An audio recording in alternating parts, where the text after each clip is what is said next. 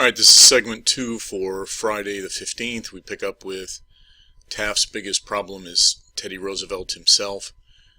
Taft gets elected again in 1908, and he will serve his 4 years. But while those 4 years are taking place, there's a split within the progressive movement. There are those who think he's not going far enough, and that, again, he's being co-opted or sort of taken over by the conservative Republicans. In reality, he's actually passing more progressive legislation than Teddy Roosevelt did, but he's not getting the credit for it. And so that's going to lead us to this issue, which is that even when Taft does something positive, Roosevelt seems to get all the press. TR continues to grab the spotlight. While he left office, he continued to have the press follow him around, and he will do things like be the first president to fly in an airplane, be submerged in a submarine, own a car, have a telephone in his home. And although some of these things he did while he was president, 51 bird sanctuaries, 18 national monuments, and you can see some of those that existed. You also see the pictures here of, this is him running a steam shovel and helping to dig the Panama Canal. There he is in the airplane. Here he is on safari, and of course the media followed him around. Of course, the most famous story, although there are different versions of this, one of the versions that many people agree to is that Roosevelt was on safari in China looking for the giant panda bears, and in representation of the publicity he got there, a company put out miniature bears that will eventually be called teddy bears. So that's why we call them teddy bears, thanks to Teddy Roosevelt. So you can see what an iconic figure he was and how he drew most of the attention away from Taft.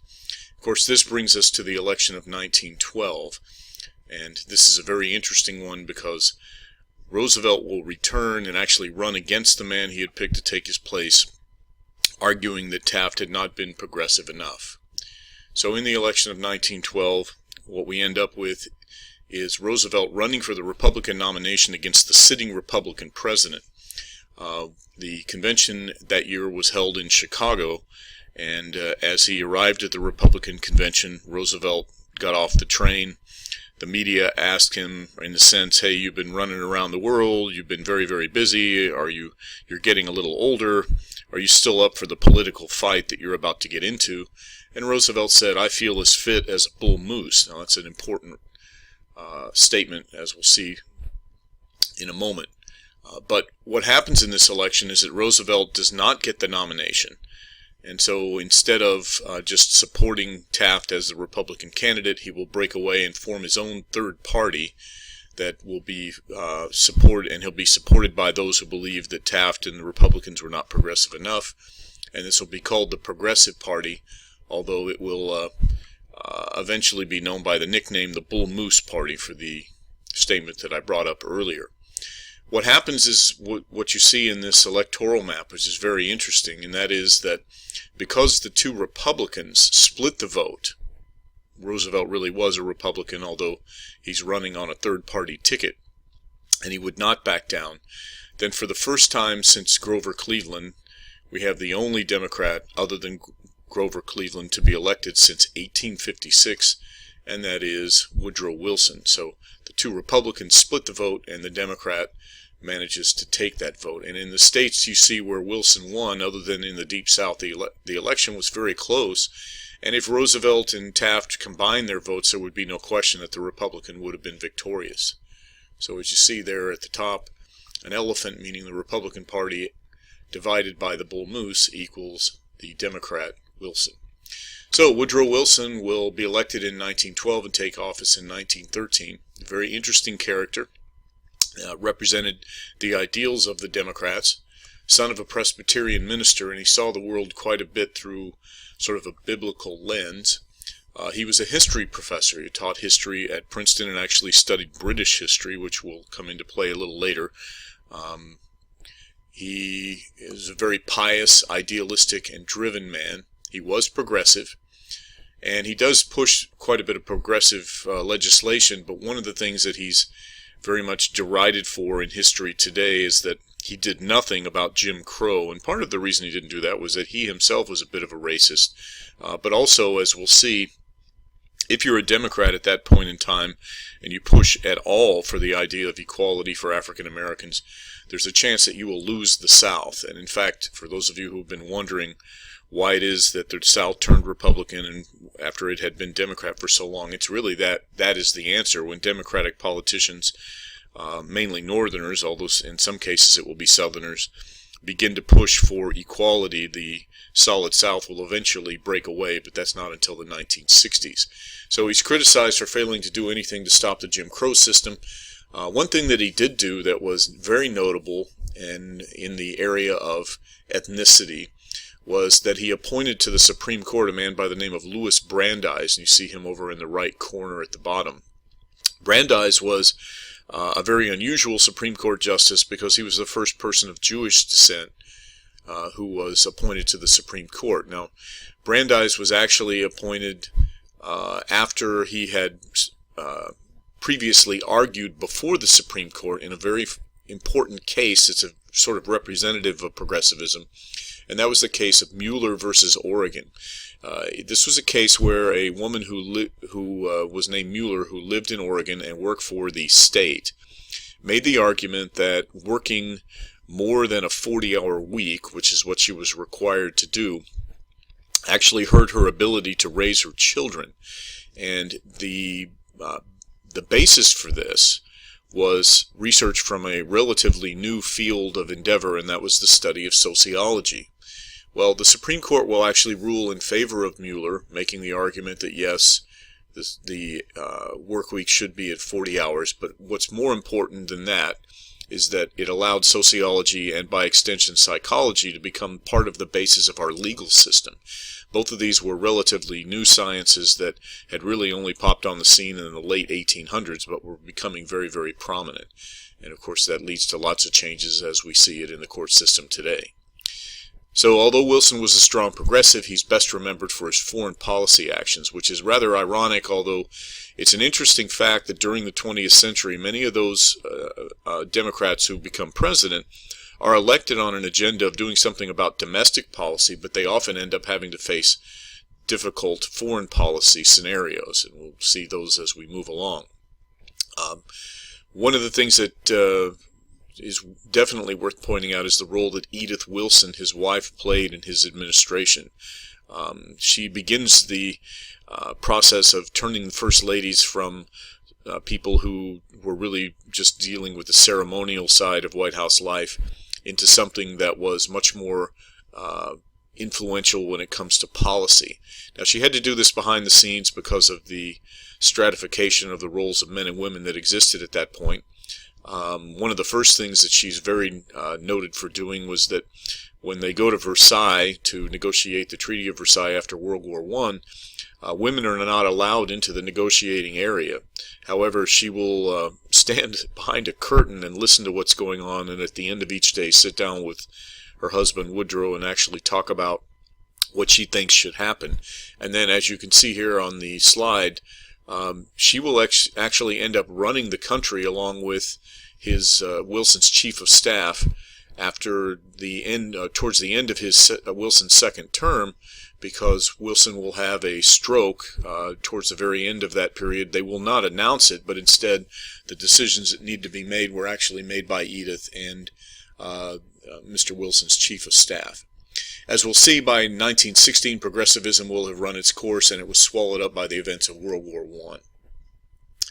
So let's take a look at foreign policy, since Wilson has such a large role to play here.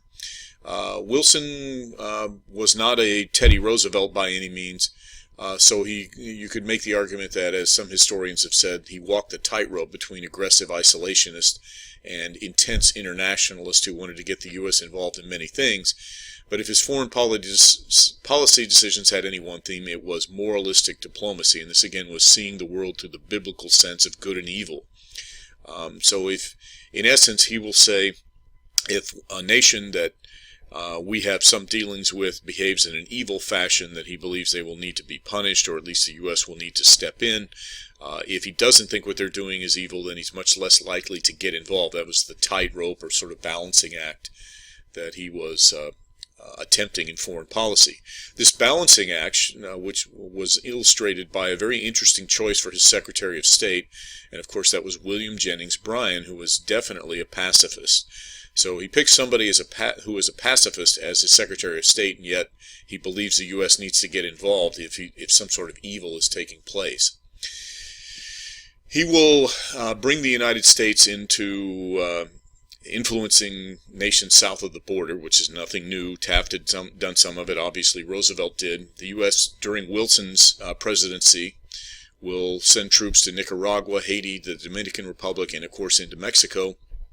And as it says, he explained this by merely holding America's less scrupulous neighbors to universal standards of order and decency. And again, he was sometimes criticized as just coming up with a different rationale for what had been done as imperialism before. A lot of the times that the U.S. gets involved, it's for purposes of business and other things along those lines, even under Wilson, who seems to be more of a ideologically liberal when it comes to foreign policy, but in reality he actually used the military and was involved quite a bit. Not on the level of Roosevelt, but relatively close. Probably the second best known foreign policy adventure that Wilson had was the actions of Pancho Villa. Pancho Villa was a very interesting character in Mexico who was aiming to gain the control of the government there, and he led a group of rebels who were trying to overthrow the government that had been, in a sense, elected, although some people argued through corrupt voting processes.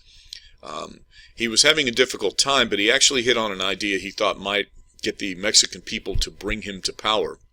And that was that he actually led a terrorist attack on a U.S. military outpost in Columbus, New Mexico, which is just north of the border with the United States. And in that attack, 35 American soldiers and civilians were killed. Now, he did this purposely.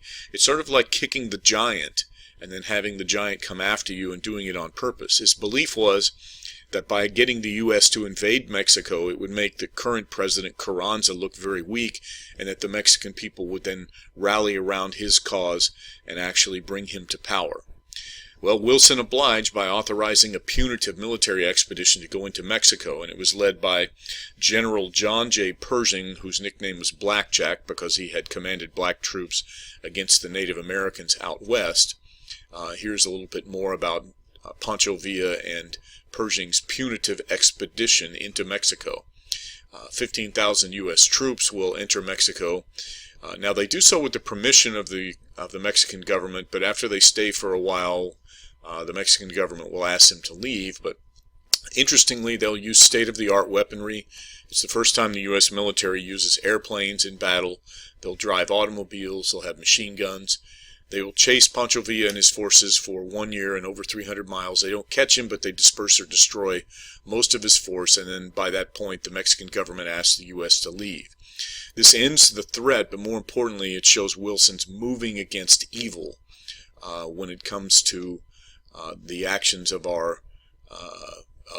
in foreign policy. And of course, that's the rationale for the U.S. entry into World War I. So let's begin a little bit of the talk of World War I, and we'll pick up the rest in class on Friday.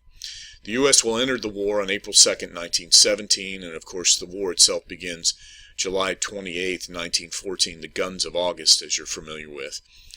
We could go through the whole routine of how World War I starts, but to say very briefly that the nations of Europe, in a sense, had kind of forgotten what it was like to fight a major war. The last time they had a truly major series of battles or war was actually when Napoleon was still around, and that was in the early 1800s.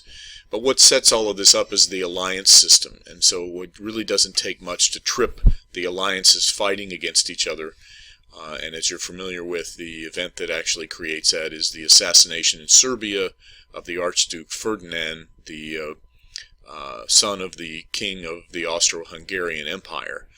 And that will trigger everything.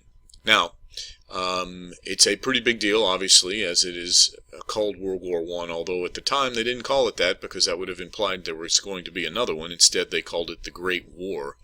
And the U.S. will, in essence, try to stay out for most of the time. You'll see a lot of neutrality. But as we'll see, the U.S. will eventually get involved in the most horrendous war ever, and we'll talk about that in class.